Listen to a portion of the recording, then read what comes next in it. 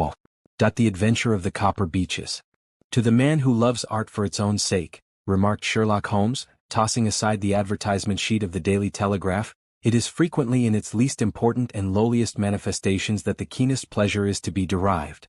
It is pleasant to me to observe, Watson, that you have so far grasped this truth that in these little records of our cases which you have been good enough to draw up, and I am bound to say, occasionally to embellish, you have given prominence not so much to the many causes célèbres and sensational trials in which I have figured but rather to those incidents which may have been trivial in themselves, but which have given room for those faculties of deduction and of logical synthesis which I have made my special province. And yet, said I, smiling, I cannot quite hold myself absolved from the charge of sensationalism which has been urged against my records. You have erred, perhaps, he observed, taking up a glowing cinder with the tongs and lighting with it the long cherry wood pipe which was wont to replace his clay when he was in a disputatious rather than a meditative mood. You have erred perhaps in attempting to put color and life into each of your statements instead of confining yourself to the task of placing upon record that severe reasoning from cause to effect which is really the only notable feature about the thing. It seems to me that I have done you full justice in the matter, I remarked with some coldness, for I was repelled by the egotism which I had more than once observed to be a strong factor in my friend's singular character. No, it is not selfishness or conceit, said he, answering as was his wont, my thoughts rather than my words.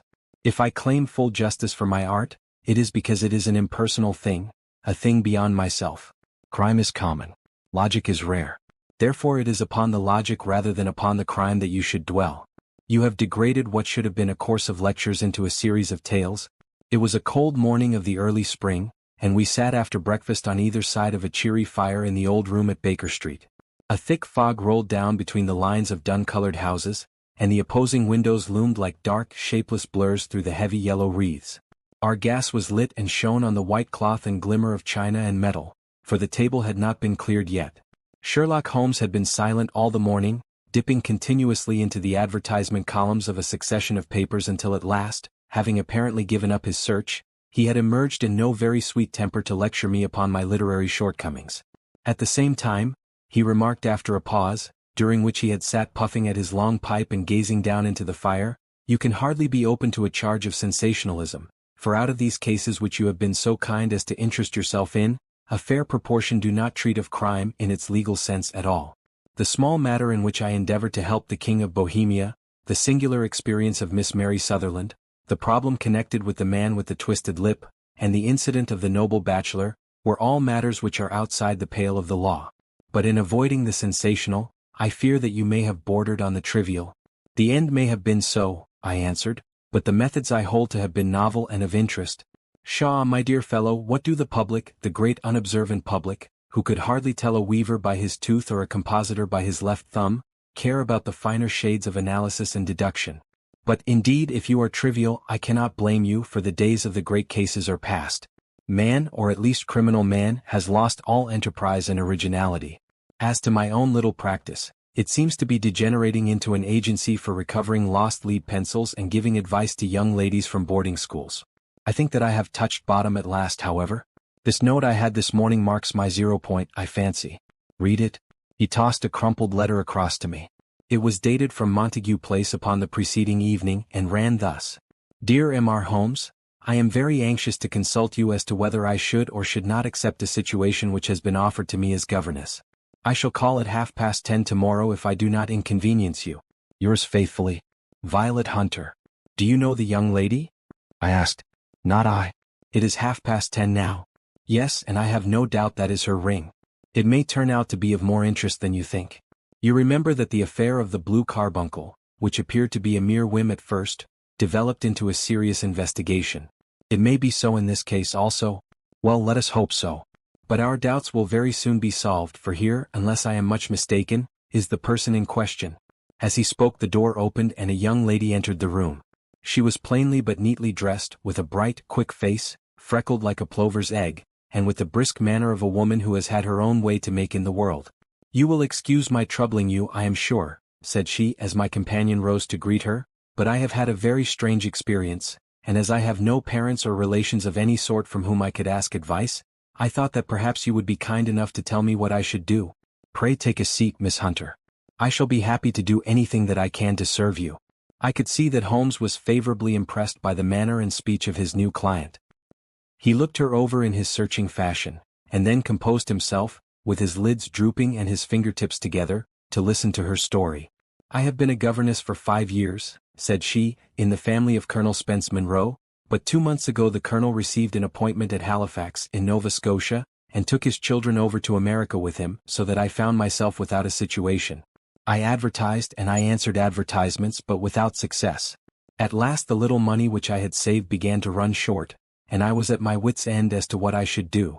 There is a well-known agency for governesses in the West End called Westways, and there I used to call about once a week in order to see whether anything had turned up which might suit me. Westway was the name of the founder of the business, but it is really managed by Miss Stoper. She sits in her own little office, and the ladies who are seeking employment wait in an anteroom, and are then shown in one by one, when she consults her ledgers and sees whether she has anything which would suit them. Well, when I called last week I was shown into the little office as usual, but I found that Miss Stoper was not alone. A prodigiously stout man with a very smiling face and a great heavy chin which rolled down in fold upon fold over his throat sat at her elbow with a pair of glasses on his nose, looking very earnestly at the ladies who entered. As I came in he gave quite a jump in his chair and turned quickly to Miss Stoper. "That will do," said he. "I could not ask for anything better. Capital. Capital." He seemed quite enthusiastic and rubbed his hands together in the most genial fashion. He was such a comfortable-looking man that it was quite a pleasure to look at him. "You are looking for a situation, miss?" he asked. "Yes, sir." "As governess?" "Yes, sir." "And what salary do you ask?" "I had £4 a month in my last place with Colonel Spence Monroe." "Oh, tut-tut. Sweating, rank sweating," he cried, throwing his fat hands out into the air like a man who is in a boiling passion. "How could anyone offer so pitiful a sum to a lady with such attractions and accomplishments?" "My accomplishments, sir, may be less than you imagine," said I, "a little French, a little German, music and drawing." "Tut-tut," he cried. "This is all quite beside the question. The point is, have you or have you not the bearing and deportment of a lady? There it is in a nutshell. If you have not, you are not fitted for the rearing of a child who may some day play a considerable part in the history of the country. But if you have, why, then, how could any gentleman ask you to condescend to accept anything under the 3 figures? Your salary with me, madam, would commence at £100 a year. You may imagine, Mr. Holmes, that to me, destitute as I was, such an offer seemed almost too good to be true. The gentleman, however, seeing perhaps the look of incredulity upon my face, opened a pocket-book and took out a note. "It is also my custom," said he, smiling in the most pleasant fashion until his eyes were just 2 little shining slits amid the white creases of his face, "to advance to my young ladies half their salary beforehand, so that they may meet any little expenses of their journey and their wardrobe." It seemed to me that I had never met so fascinating and so thoughtful a man. As I was already in debt to my tradesmen, the advance was a great convenience, and yet there was something unnatural about the whole transaction which made me wish to know a little more before I quite committed myself. "May I ask where you live, sir?" said I. "Hampshire. Charming rural place. The Copper Beeches, 5 miles on the far side of Winchester. It is the most lovely country, my dear young lady, and the dearest old country house." "And my duties, sir?" "I should be glad to know what they would be. 1 child, 1 dear little romper just 6 years old. Oh, if you could see him killing cockroaches with a slipper.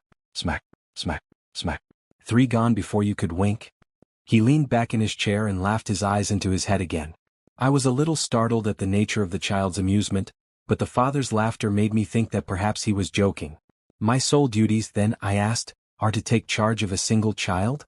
"No, no, not the sole, not the sole, my dear young lady," he cried. "Your duty would be, as I am sure your good sense would suggest, to obey any little commands my wife might give, provided always that they were such commands as a lady might with propriety obey. You see no difficulty, eh? I should be happy to make myself useful." "Quite so. In dress now, for example. We are fatty people, you know, fatty but kind-hearted. If you were asked to wear any dress which we might give you, you would not object to our little whim."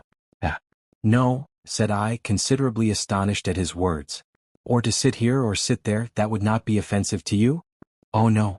"Or to cut your hair quite short before you come to us?" I could hardly believe my ears. "As you may observe, Mr. Holmes, my hair is somewhat luxuriant, and of a rather peculiar tint of chestnut. It has been considered artistic. I could not dream of sacrificing it in this offhand fashion." "I am afraid that that is quite impossible," said I. He had been watching me eagerly out of his small eyes, and I could see a shadow pass over his face as I spoke. "I am afraid that it is quite essential," said he. "It is a little fancy of my wife's and ladies' fancies, you know, madam, ladies' fancies must be consulted. And so you won't cut your hair?" "No, sir, I really could not," I answered firmly. "Ah, very well, then that quite settles the matter. It is a pity because in other respects you would really have done very nicely. In that case, Miss Stoper, I had best inspect a few more of your young ladies." The manageress had sat all this while busy with her papers without a word to either of us, but she glanced at me now with so much annoyance upon her face that I could not help suspecting that she had lost a handsome commission through my refusal. "Do you desire your name to be kept upon the books?" she asked. "If you please, Miss Stoper." "Well, really, it seems rather useless, since you refuse the most excellent offers in this fashion," said she sharply. "You can hardly expect us to exert ourselves to find another such opening for you. Good day to you, Miss Hunter." She struck a gong upon the table and I was shown out by the page. Well, Mr. Holmes, when I got back to my lodgings and found little enough in the cupboard, and 2 or 3 bills upon the table, I began to ask myself whether I had not done a very foolish thing. After all, if these people had strange fads and expected obedience on the most extraordinary matters, they were at least ready to pay for their eccentricity. Very few governesses in England are getting £100 a year. Besides, what use was my hair to me? Many people are improved by wearing it short, and perhaps I should be among the number. Next day I was inclined to think that I had made a mistake, and by the day after I was sure of it. I had almost overcome my pride so far as to go back to the agency and inquire whether the place was still open when I received this letter from the gentleman himself. I have it here and I will read it to you. The Copper Beeches, near Winchester. Dear Miss Hunter, Miss Stoper has very kindly given me your address, and I write from here to ask you whether you have reconsidered your decision. My wife is very anxious that you should come, for she has been much attracted by my description of you. We are willing to give £30 a quarter or £120 a year, so as to recompense you for any little inconvenience which our fads may cause you. They are not very exacting after all. My wife is fond of a particular shade of electric blue and would like you to wear such a dress indoors in the morning. You need not, however, go to the expense of purchasing one, as we have one belonging to my dear daughter Alice, now in Philadelphia, which would, I should think, fit you very well. Then, as to sitting here or there, or amusing yourself in any manner indicated, that need cause you no inconvenience.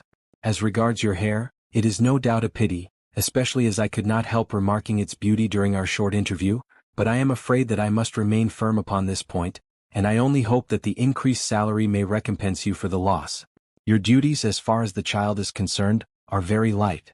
Now do try to come, and I shall meet you with the dog-cart at Winchester. Let me know your train. Yours faithfully, Jeffro Rucastle. That is the letter which I have just received, Mr. Holmes, and my mind is made up that I will accept it. I thought, however, that before taking the final step I should like to submit the whole matter to your consideration. Well, Miss Hunter, if your mind is made up, that settles the question, said Holmes, smiling. But you would not advise me to refuse? I confess that it is not the situation which I should like to see a sister of mine apply for. What is the meaning of it all, Mr. Holmes? Ah, I have no data. I cannot tell. Perhaps you have yourself formed some opinion? Well, there seems to me to be only one possible solution. Mr. Rucastle seemed to be a very kind, good-natured man.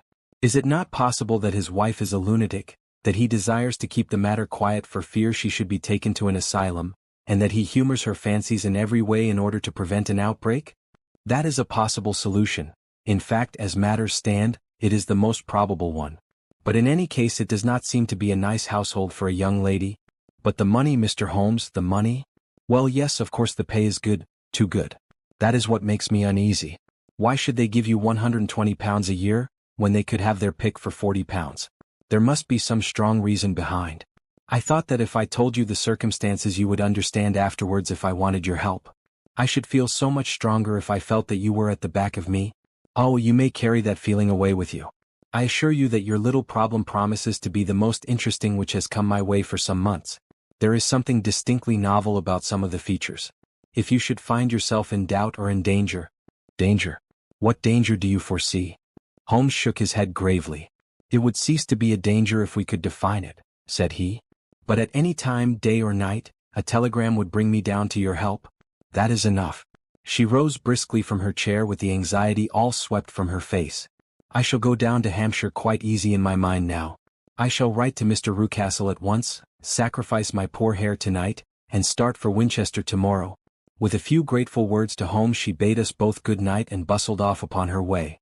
At least, said I as we heard her quick, firm steps descending the stairs, she seems to be a young lady who is very well able to take care of herself.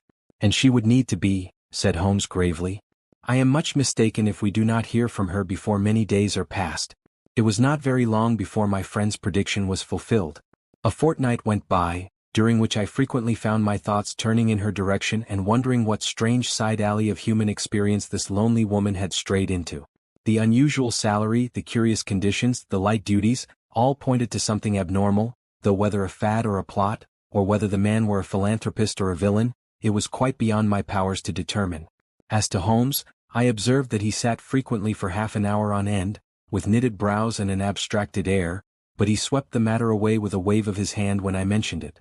Data, data, data, he cried impatiently. I can't make bricks without clay. And yet he would always wind up by muttering that no sister of his should ever have accepted such a situation. The telegram which we eventually received came late one night just as I was thinking of turning in and Holmes was settling down to one of those all-night chemical researches which he frequently indulged in, when I would leave him stooping over a retort and a test tube at night and find him in the same position when I came down to breakfast in the morning. He opened the yellow envelope and then, glancing at the message, threw it across to me. Just look up the trains in Bradshaw, said he, and turned back to his chemical studies. The summons was a brief and urgent one. Please be at the Black Swan Hotel at Winchester at midday tomorrow, it said. Do come. I am at my wit's end.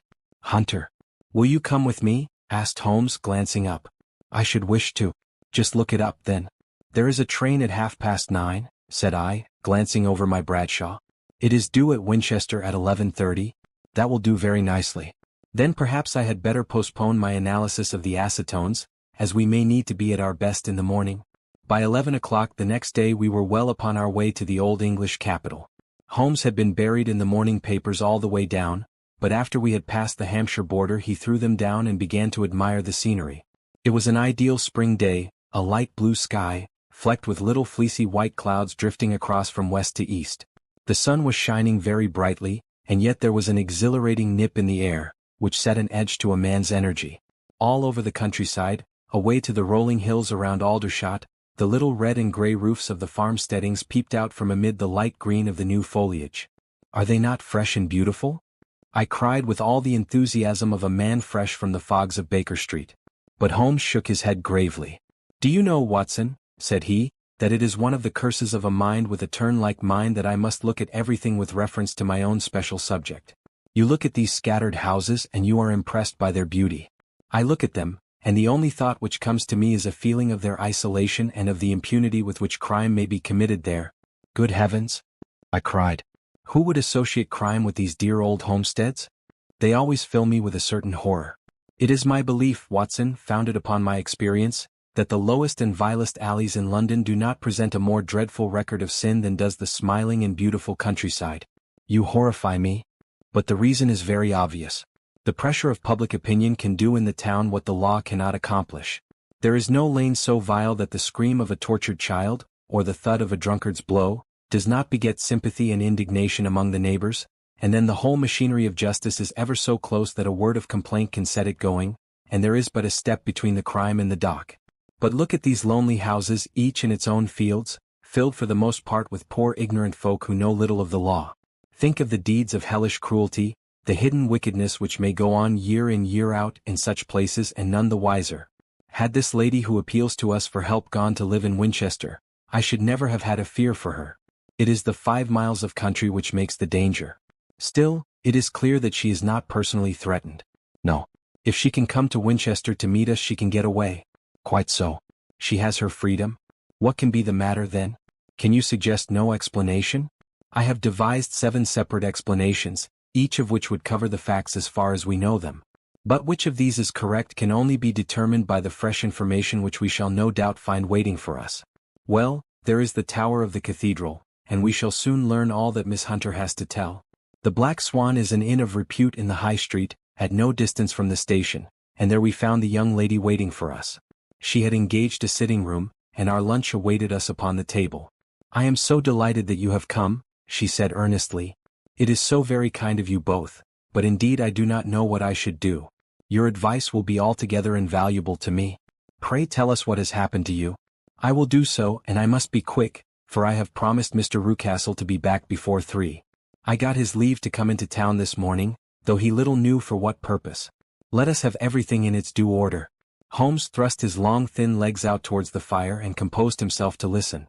In the first place, I may say that I have met, on the whole, with no actual ill-treatment from Mr. and Mrs. Rucastle. It is only fair to them to say that. But I cannot understand them, and I am not easy in my mind about them. What can you not understand?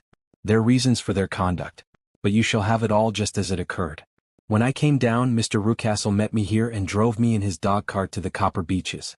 It is, as he said, beautifully situated, but it is not beautiful in itself, for it is a large square block of a house, whitewashed, but all stained and streaked with damp and bad weather. There are grounds round it, woods on 3 sides, and on the 4th a field which slopes down to the Southampton High Road, which curves past about 100 yards from the front door. This ground in front belongs to the house, but the woods all round are part of Lord Southerton's preserves. A clump of copper beeches immediately in front of the hall door has given its name to the place. I was driven over by my employer, who was as amiable as ever, and was introduced by him that evening to his wife and the child. There was no truth, Mr. Holmes, in the conjecture which seemed to us to be probable in your rooms at Baker Street. Mrs. Rucastle is not mad. I found her to be a silent, pale-faced woman, much younger than her husband, not more than 30 I should think, while he can hardly be less than 45. From their conversation I have gathered that they have been married about 7 years, that he was a widower, and that his only child by the first wife was the daughter who has gone to Philadelphia. Mr. Rucastle told me in private that the reason why she had left them was that she had an unreasoning aversion to her stepmother. As the daughter could not have been less than 20, I can quite imagine that her position must have been uncomfortable with her father's young wife. Mrs. Rucastle seemed to me to be colorless in mind as well as in feature. She impressed me neither favorably nor the reverse. She was a nonentity. It was easy to see that she was passionately devoted both to her husband and to her little son. Her light gray eyes wandered continually from one to the other, noting every little want and forestalling it if possible. He was kind to her also in his bluff, boisterous fashion, and on the whole they seemed to be a happy couple. And yet she had some secret sorrow, this woman. She would often be lost in deep thought, with the saddest look upon her face. More than once I have surprised her in tears. I have thought sometimes that it was the disposition of her child which weighed upon her mind, for I have never met so utterly spoiled and so ill-natured a little creature. He is small for his age, with a head which is quite disproportionately large. His whole life appears to be spent in an alternation between savage fits of passion and gloomy intervals of sulking.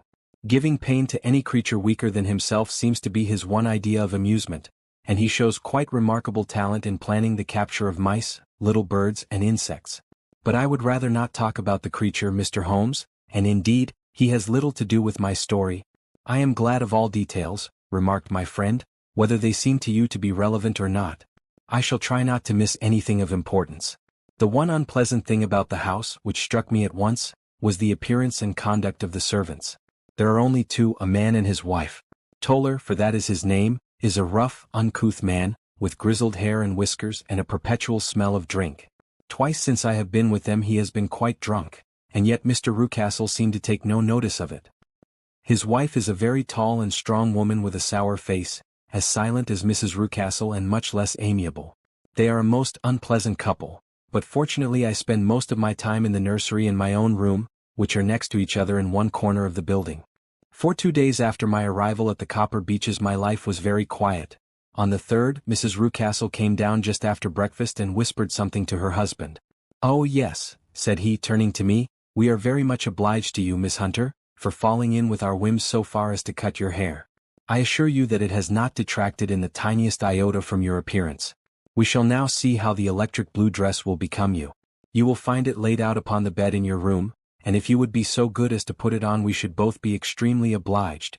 The dress which I found waiting for me was of a peculiar shade of blue.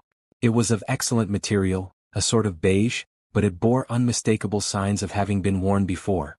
It could not have been a better fit if I had been measured for it. Both Mr. and Mrs. Rucastle expressed a delight at the look of it, which seemed quite exaggerated in its vehemence.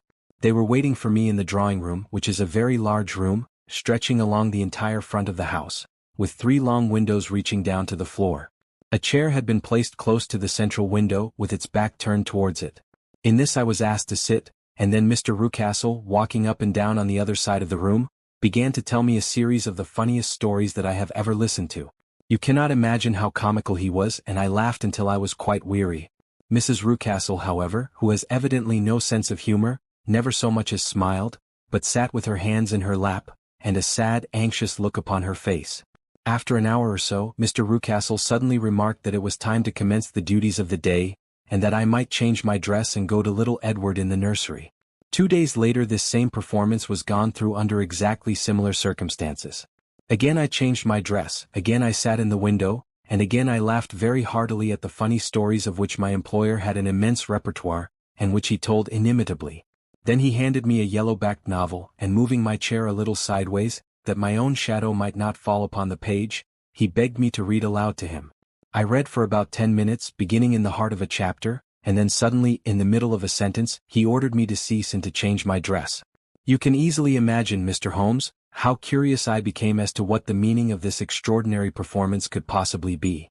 They were always very careful, I observed, to turn my face away from the window, so that I became consumed with the desire to see what was going on behind my back. At first it seemed to be impossible, but I soon devised a means.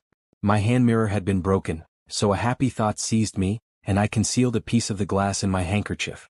On the next occasion, in the midst of my laughter, I put my handkerchief up to my eyes, and was able with a little management to see all that there was behind me. I confess that I was disappointed. There was nothing. At least that was my first impression.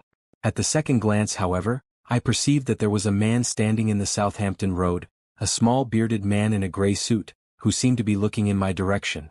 The road is an important highway and there are usually people there. This man, however, was leaning against the railings which bordered our field and was looking earnestly up. I lowered my handkerchief and glanced at Mrs. Rucastle to find her eyes fixed upon me with a most searching gaze. She said nothing, but I am convinced that she had divined that I had a mirror in my hand and had seen what was behind me. She rose at once. "Jeffro," said she, "there is an impertinent fellow upon the road there who stares up at Miss Hunter." "No friend of yours, Miss Hunter?" he asked. "No, I know no one in these parts." "Dear me, how very impertinent. Kindly turn round and motion to him to go away. Surely it would be better to take no notice?" "No, no, we should have him loitering here always. Kindly turn round and wave him away like that." I did as I was told, and at the same instant Mrs. Rucastle drew down the blind. That was a week ago, and from that time I have not sat again in the window, nor have I worn the blue dress, nor seen the man in the road. "Pray continue," said Holmes. "Your narrative promises to be a most interesting one.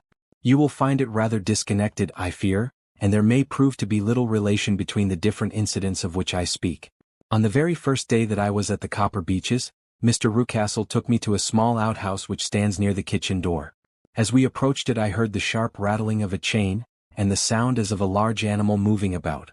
"Look in here," said Mr. Rucastle, showing me a slit between two planks. "Is he not a beauty?" I looked through and was conscious of two glowing eyes, and of a vague figure huddled up in the darkness. "Don't be frightened," said my employer, laughing at the start which I had given. "It's only Carlo, my mastiff. I call him mine, but really old Toller, my groom, is the only man who can do anything with him. We feed him once a day and not too much then, so that he is always as keen as mustard. Toller lets him loose every night, and God help the trespasser whom he lays his fangs upon. For goodness sake don't you ever on any pretext set your foot over the threshold at night, for it's as much as your life is worth." The warning was no idle one, for 2 nights later I happened to look out of my bedroom window about 2 o'clock in the morning. It was a beautiful moonlight night, and the lawn in front of the house was silvered over and almost as bright as day. I was standing, wrapped in the peaceful beauty of the scene, when I was aware that something was moving under the shadow of the Copper Beeches. As it emerged into the moonshine I saw what it was. It was a giant dog as large as a calf, tawny tinted, with hanging jowl, black muzzle and huge projecting bones. It walked slowly across the lawn and vanished into the shadow upon the other side. That dreadful sentinel sent a chill to my heart which I do not think that any burglar could have done. And now I have a very strange experience to tell you. I had, as you know, cut off my hair in London, and I had placed it in a great coil at the bottom of my trunk. One evening, after the child was in bed, I began to amuse myself by examining the furniture of my room and by rearranging my own little things. There was an old chest of drawers in the room, the 2 upper ones empty and open, the lower one locked. I had filled the first 2 with my linen, and as I had still much to pack away I was naturally annoyed at not having the use of the 3rd drawer. It struck me that it might have been fastened by a mere oversight, so I took out my bunch of keys and tried to open it. The very first key fitted to perfection and I drew the drawer open. There was only one thing in it, but I am sure that you would never guess what it was. It was my coil of hair. I took it up and examined it. It was of the same peculiar tint and the same thickness. But then the impossibility of the thing obtruded itself upon me. How could my hair have been locked in the drawer? With trembling hands I undid my trunk, turned out the contents and drew from the bottom my own hair. I laid the 2 tresses together and I assure you that they were identical. Was it not extraordinary? Puzzle as I would, I could make nothing at all of what it meant. I returned the strange hair to the drawer, and I said nothing of the matter to the Rucastles as I felt that I had put myself in the wrong by opening a drawer which they had locked. I am naturally observant, as you may have remarked, Mr. Holmes, and I soon had a pretty good plan of the whole house in my head. There was one wing, however, which appeared not to be inhabited at all. A door which faced that which led into the quarters of the Tollers opened into this suite, but it was invariably locked. One day, however, as I ascended the stair, I met Mr. Rucastle coming out through this door, his keys in his hand, and a look on his face which made him a very different person to the round, jovial man to whom I was accustomed. His cheeks were red, his brow was all crinkled with anger, and the veins stood out at his temples with passion.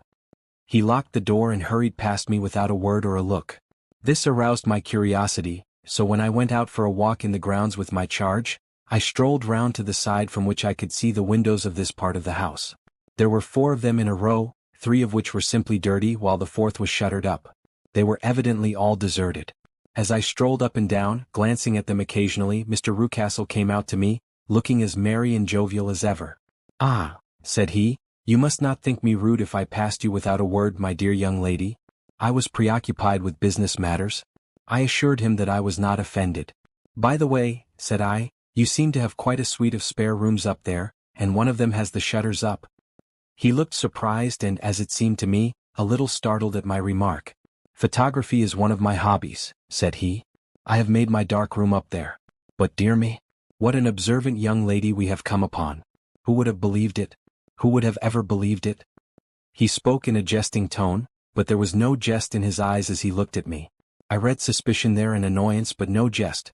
Well, Mr. Holmes, from the moment that I understood that there was something about that suite of rooms which I was not to know, I was all on fire to go over them.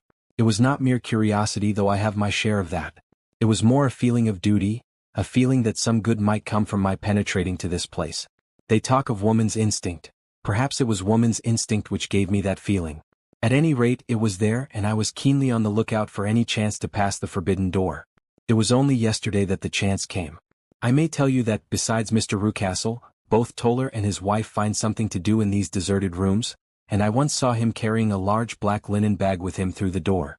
Recently he has been drinking hard, and yesterday evening he was very drunk, and when I came upstairs there was the key in the door. I have no doubt at all that he had left it there.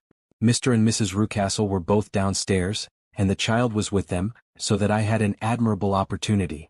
I turned the key gently in the lock, opened the door and slipped through. There was a little passage in front of me, unpapered and uncarpeted, which turned at a right angle at the farther end. Round this corner were 3 doors in a line, the first and third of which were open. They each led into an empty room, dusty and cheerless, with 2 windows in the one and one in the other, so thick with dirt that the evening light glimmered dimly through them. The center door was closed, and across the outside of it had been fastened one of the broad bars of an iron bed, padlocked at one end to a ring in the wall, and fastened at the other with stout cord. The door itself was locked as well, and the key was not there. This barricaded door corresponded clearly with the shuttered window outside, and yet I could see by the glimmer from beneath it that the room was not in darkness. Evidently there was a skylight which let in light from above. As I stood in the passage gazing at the sinister door and wondering what secret it might veil, I suddenly heard the sound of steps within the room and saw a shadow pass backward and forward against the little slit of dim light which shone out from under the door. A mad, unreasoning terror rose up in me at the sight, Mr. Holmes. My overstrung nerves failed me suddenly, and I turned and ran as though some dreadful hand were behind me clutching at the skirt of my dress. I rushed down the passage, through the door, and straight into the arms of Mr. Rucastle, who was waiting outside. "So," said he, smiling, "it was you then? I thought that it must be when I saw the door open. Oh, I am so frightened," I panted. "My dear young lady, My dear young lady, you cannot think how caressing and soothing his manner was, and what has frightened you, my dear young lady? But his voice was just a little too coaxing. He overdid it. I was keenly on my guard against him.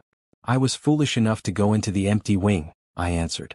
But it is so lonely and eerie in this dim light that I was frightened and ran out again. Oh, it is so dreadfully still in there. Only that, said he, looking at me keenly. Why, what did you think? I asked. Why do you think that I locked this door? I am sure that I do not know. It is to keep people out who have no business there. Do you see? He was still smiling in the most amiable manner. I am sure if I had known. Well then, you know now. And if you ever put your foot over that threshold again? Here in an instant the smile hardened into a grin of rage, and he glared down at me with the face of a demon. I'll throw you to the mastiff. I was so terrified that I do not know what I did. I suppose that I must have rushed past him into my room. I remember nothing until I found myself lying on my bed trembling all over. Then I thought of you, Mr. Holmes. I could not live there longer without some advice. I was frightened of the house, of the man, of the woman, of the servants, even of the child. They were all horrible to me. If I could only bring you down all would be well. Of course I might have fled from the house, but my curiosity was almost as strong as my fears. My mind was soon made up. I would send you a wire. I put on my hat and cloak, went down to the office, which is about half a mile from the house, and then returned, feeling very much easier. A horrible doubt came into my mind as I approached the door lest the dog might be loose, but I remembered that Toller had drunk himself into a state of insensibility that evening, and I knew that he was the only one in the household who had any influence with the savage creature, or who would venture to set him free. I slipped in safety and lay awake half the night in my joy at the thought of seeing you. I had no difficulty in getting leave to come into Winchester this morning, but I must be back before 3 o'clock, for Mr. and Mrs. Rucastle are going on a visit, and will be away all the evening, so that I must look after the child. Now I have told you all my adventures, Mr. Holmes, and I should be very glad if you could tell me what it all means, and above all what I should do. Holmes and I had listened spellbound to this extraordinary story. My friend rose now and paced up and down the room, his hands in his pockets, and an expression of the most profound gravity upon his face. Is Toller still drunk? He asked. Yes. I heard his wife tell Mrs. Rucastle that she could do nothing with him. That is well. And the Rucastles go out tonight? Yes. Is there a cellar with a good strong lock? Yes, the wine cellar. You seem to me to have acted all through this matter like a very brave and sensible girl, Miss Hunter. Do you think that you could perform one more feat? I should not ask it of you if I did not think you a quite exceptional woman. I will try. What is it? We shall be at the Copper Beeches by 7 o'clock, my friend and I. The Rucastles will be gone by that time, and Toller will, we hope, be incapable. There only remains Mrs. Toller, who might give the alarm. If you could send her into the cellar on some errand, and then turn the key upon her, you would facilitate matters immensely. I will do it. Excellent. We shall then look thoroughly into the affair. Of course there is only one feasible explanation. You have been brought there to personate someone, and the real person is imprisoned in this chamber. That is obvious. As to who this prisoner is, I have no doubt that it is the daughter, Miss Alice Rucastle, if I remember right, who was said to have gone to America. You were chosen, doubtless, as resembling her in height, figure, and the color of your hair. Hers had been cut off, very possibly in some illness through which she has passed, and so, of course, yours had to be sacrificed also. By a curious chance you came upon her tresses.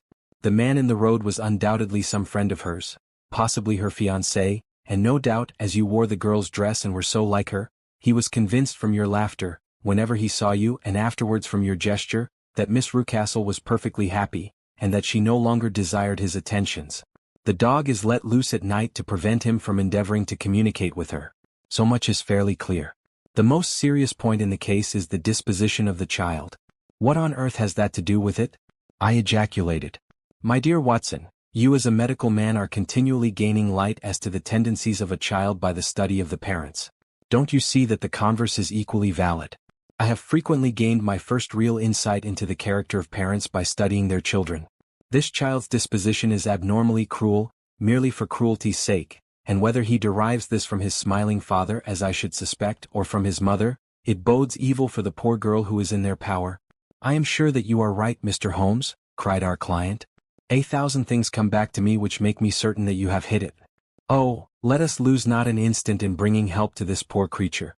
We must be circumspect, for we are dealing with a very cunning man. We can do nothing until 7 o'clock. At that hour we shall be with you, and it will not be long before we solve the mystery. We were as good as our word, for it was just 7 when we reached the Copper Beeches, having put up our trap at a wayside public house. The group of trees, with their dark leaves shining like burnished metal in the light of the setting sun, were sufficient to mark the house even had Miss Hunter not been standing smiling on the doorstep. "Have you managed it?" asked Holmes. A loud thudding noise came from somewhere downstairs. "That is Mrs. Toller in the cellar," said she. "Her husband lies snoring on the kitchen rug. Here are his keys, which are the duplicates of Mr. Rucastle's." "You have done well indeed," cried Holmes with enthusiasm. "Now lead the way and we shall soon see the end of this black business." We passed up the stair, unlocked the door, followed on down a passage and found ourselves in front of the barricade which Miss Hunter had described. Holmes cut the cord and removed the transverse bar. Then he tried the various keys in the lock but without success. No sound came from within, and at the silence Holmes' face clouded over. "I trust that we are not too late," said he. "I think, Miss Hunter, that we had better go in without you. Now, Watson, put your shoulder to it, and we shall see whether we cannot make our way in." It was an old rickety door and gave at once before our united strength. Together we rushed into the room. It was empty. There was no furniture save a little pallet bed, a small table and a basketful of linen. The skylight above was open and the prisoner gone. "There has been some villainy here," said Holmes. "This beauty has guessed Miss Hunter's intentions and has carried his victim off." "But how?" "Through the skylight. We shall soon see how he managed it."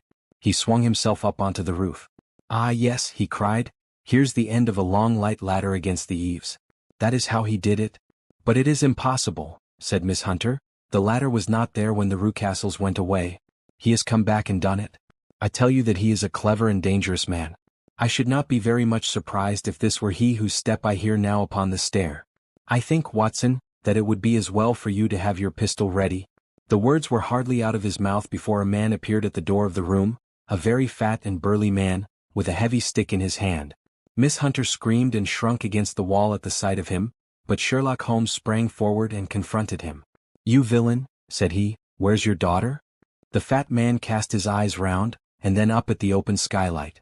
"It is for me to ask you that," he shrieked, "you thieves. Spies and thieves. I have caught you, have I? You're in my power. I'll serve you." He turned and clattered down the stairs as hard as he could go. "He's gone for the dog," cried Miss Hunter. "I have my revolver," said I. "Better close the front door," cried Holmes, and we all rushed down the stairs together. We had hardly reached the hall when we heard the baying of a hound, and then a scream of agony, with a horrible worrying sound which it was dreadful to listen to. An elderly man with a red face and shaking limbs came staggering out at a side door. "My God," he cried. "Someone has loosed the dog. It's not been fed for 2 days. Quick, quick, or it'll be too late." Holmes and I rushed out and round the angle of the house, with Toller hurrying behind us.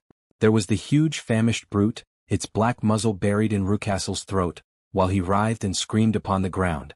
Running up, I blew its brains out, and it fell over with its keen white teeth still meeting in the great creases of his neck. With much labor we separated them and carried him, living but horribly mangled, into the house. We laid him upon the drawing-room sofa, and having dispatched the sobered Toller to bear the news to his wife, I did what I could to relieve his pain. We were all assembled round him when the door opened, and a tall, gaunt woman entered the room. "Mrs. Toller," cried Miss Hunter. "Yes, miss." "Mr. Rucastle let me out when he came back before he went up to you." "Ah, miss, it is a pity you didn't let me know what you were planning, for I would have told you that your pains were wasted." "Ha," said Holmes, looking keenly at her. "It is clear that Mrs. Toller knows more about this matter than anyone else." "Yes, sir, I do, and I am ready enough to tell what I know." "Then pray sit down, and let us hear it, for there are several points on which I must confess that I am still in the dark." "I will soon make it clear to you," said she, "and I'd have done so before now if I could ha got out from the cellar. If there's police court business over this, you'll remember that I was the one that stood your friend, and that I was Miss Alice's friend too. She was never happy at home, Miss Alice wasn't, from the time that her father married again. She was slighted like and had no say in anything, but it never really became bad for her until after she met Mr. Fowler at a friend's house. As well as I could learn, Miss Alice had rights of her own by will, but she was so quiet and patient that she never said a word about them but just left everything in Mr. Rucastle's hands. He knew he was safe with her, but when there was a chance of a husband coming forward, who would ask for all that the law would give him, then her father thought it time to put a stop on it.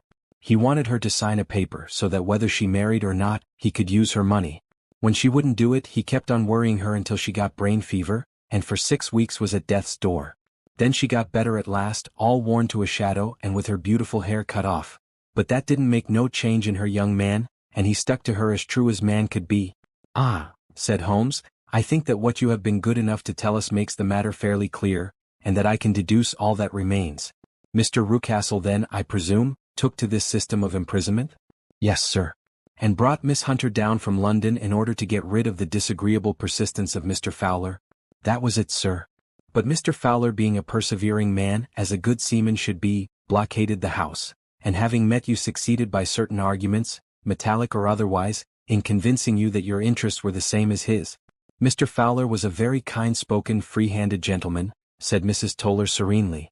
"And in this way he managed that your good man should have no want of drink, and that a ladder should be ready at the moment when your master had gone out. You have it, sir, just as it happened." "I am sure we owe you an apology, Mrs. Toller," said Holmes, "for you have certainly cleared up everything which puzzled us.